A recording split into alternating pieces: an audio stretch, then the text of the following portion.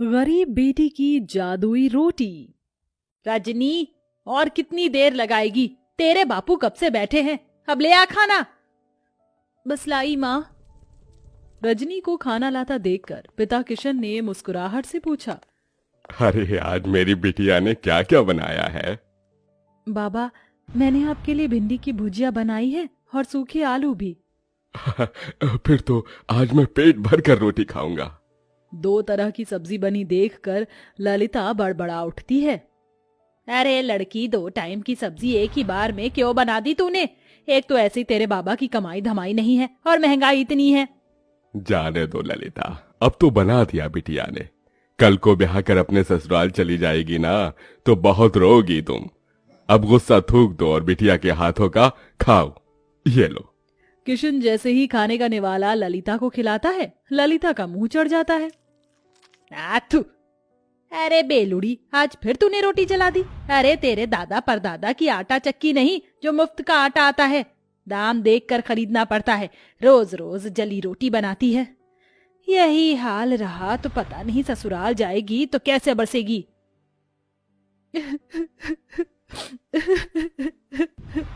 अरे बिटिया, तू रो क्यों रही है? तेरी माँ तेरे भले के लिए ही कह रही है ना। मैं क्या करूं बाबा, मैं इतनी कोशिश करती हूँ गोल रोटी बनाने की, मगर आड़ी टेढ़ी बन जाती है और जैसे जब तवे पर सेकती हूँ तो आँच से जल जाती है। देख रजनी, कल तुझे देखने लड़के वाले आ रहे हैं। अच्छा खासा घर द्वार है उनका। मैं नहीं चाहती कि ये रिश्ता हमारे हाथ से जाए, समझी? अगले दिन सरस्वती अपने परिवार के साथ रजनी को देखने आती है। रजनी नजरें झुकाए हाथों में चाय नाश्ता लिए आती है। जी नमस्ते, लीजिए। भाई वाह, ये समोसे और कचौरी तो बड़ी स्वाद भरी है। ललिता जी, किसने बनाया? जी ये समोसे कचौरी सब बिटिया ने बनाया है। अरे वाह, ये तो सोने पर सुहागा हो गया। रूप की धनी तो है ही, खाना बनाने में तो हलवाई जैसा हाथ पाया है।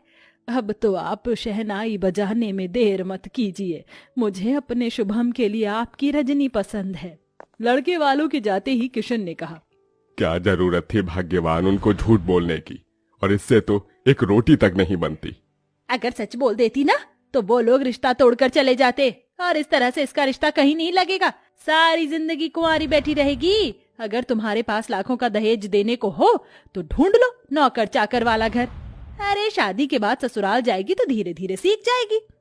थोड़े दिन में रजनी ब्याह कर ससुराल आती है, जहाँ जेठानी चंद्रलेखा हुक्म चलाते हुए बोली, देवरानी जी, तुम पहली रसोई में मटर पनीर की सब्जी, छोले और मीठे में खीर बनाना, और पूरी की जगह पर रोटी बनाना।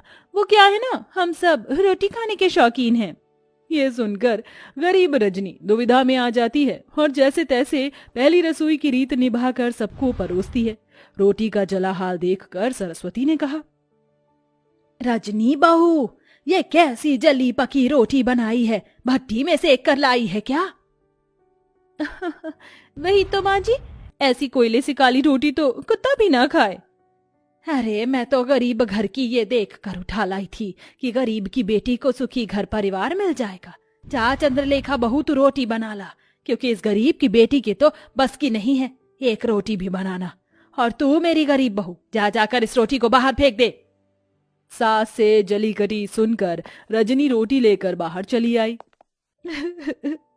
मैं इस रोटी को फेंकूंगी नहीं, क्योंकि अन्न की बर्बादी होगी।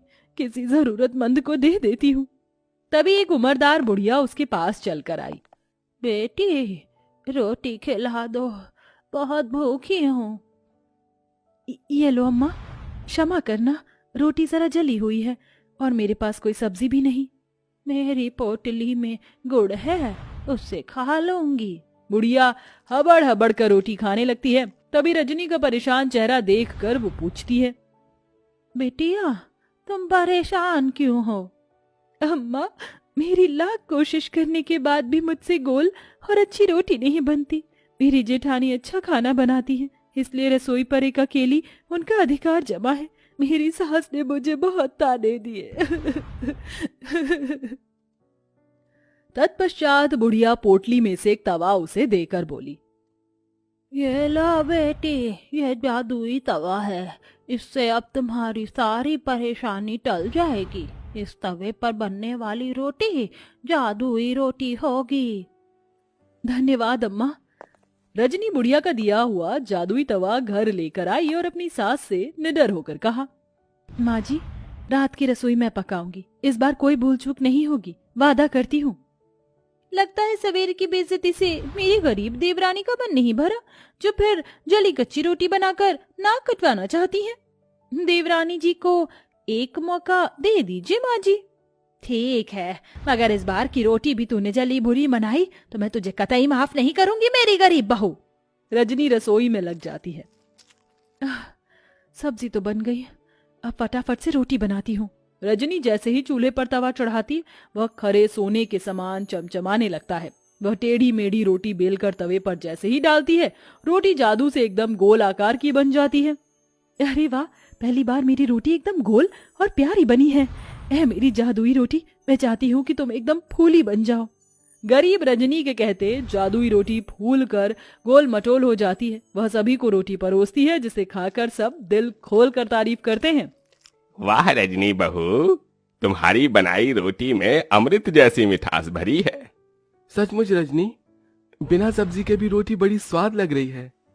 सच में रजनी बहू, तेरे हाथ की रोटी खाकर तो जी ही नहीं भर रहा। जाने क्या जादूगरी भरी है तेरी इस रोटी में। धन्यवाद माँ जी। रजनी की तरफदारी सुनकर चंद्रलेखा भीतर ही भीतर जल भूल रही थी। सवेरे तो एकदम गुड़गोबर खाना बनाया था इसने, एकदम से ऐसा क्या चमत्कार हो गया जो मेरी गरीब देवरानी इतनी गोल फूली रोटी बना लाई। यूं ही दिन गुजरने लगे। तवे के सहारे रजनी ससुराल वालों को जादुई रोटी बनाकर खिलाती। सभी उससे खुश रहने लगे। एक दिन उसके माता पिता उससे मिलने आए। जी नमस्ते। समधन जी, समधी जी, आप दोनों आइए ना। रजनी बहू, देख तो कौन आया है। अपने गरीब माता पिता को देखकर रजनी की आंखों में आंसू छलक आए। माँ, बाबा, कैसे हैं आप? हम ठीक है बिटिया, तुझसे मिलने का मन किया तो आ गए। तुझे सुखी देखकर अच्छा लगा, अब चलते हैं। अरे ऐसे कैसे आए हैं, तो अपनी बेटी के हाथों की रोटी खाकर जाइएगा।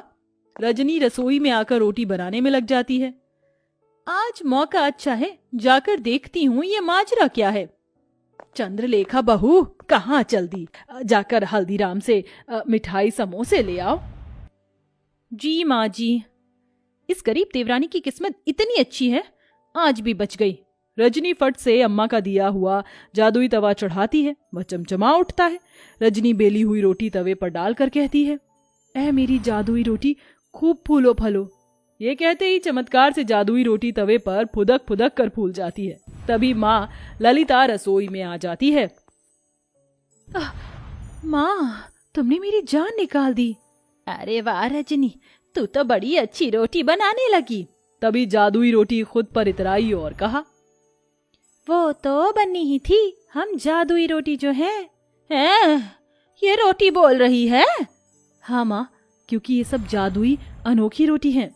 रजनी अपनी माँ को बूढ़ी अम्मा के बारे में सब बताती है, जिसे रसोई के बाहर कान लगाए खड़ी उसकी जेठानी चंद्रलेखा सुन लेती है। अच्छा जी, मेरी गरीब देवरानी की बनाई रोटी जादुई है, अब तो इसका पर्दाफाश मैं करूंगी। हाँ। चंद्रलेखा एक आदमी को पैसे देती, जो भिखारी का भेष धरे उसके दरवाजे पर आता है। बहन, 2 रोटी खिला दो, भूख लगी है, दया करो। रजनी को उस पर दया आ जाती है। ठीक है भैया, जरा देर ठहरो, मैं रोटी लाती हूँ। रजनी रसोई में आकर रोटी बनाती है। जल्दी जल्दी से रोटी बेलकर तवे पर डालती हूँ। वो बेचारा भिखारी कितना भूखा था। चलो मेरे प्यारे तवे, जल्दी से मुझे जादुई रोटी बनाकर दे दो। इतने में चंद्रलेखा सरस्वती को लेकर रसोई में आ जाती है, जहाँ बेलन खुद ही चल रहा था और जादुई रोटी अपने आप ही बन रही थी। देखा सासू माँ, मेरी ये गरीब देवरानी जादूगरी जानती है। पता नहीं क्या टोना टोटका कर रही है, जो रोटी खुद ही बन रही है। नहीं नहीं माँ जी, जेठानी जी मुझ पर झूठा दोष लगा रही हैं, ये सच नहीं है। अरे मैं जो आंखों देखी देखूंगी उसे ही तो सच मानूंगी ना। रजनी बहू, तू डायन तो नहीं? नहीं माँ जी, अपनी सच्चाई का सबूत देते हुए रजनी जादुई रोटी और तवे के बारे में सब बता देती है, जिससे दूध का दूध पानी का पानी हो जाता है। इसके साथ तवे का जादू भी चला जाता है। चंद्रलेखा बहू, तुमने जलन और बैर में रजनी बहू को गलत दिखाया, और रजनी बहू तो क्या हुआ जो इस तवे का जादू चला गया। अब तुम्हें रोटी बनाना तुम्हारी सास सिखाएगी।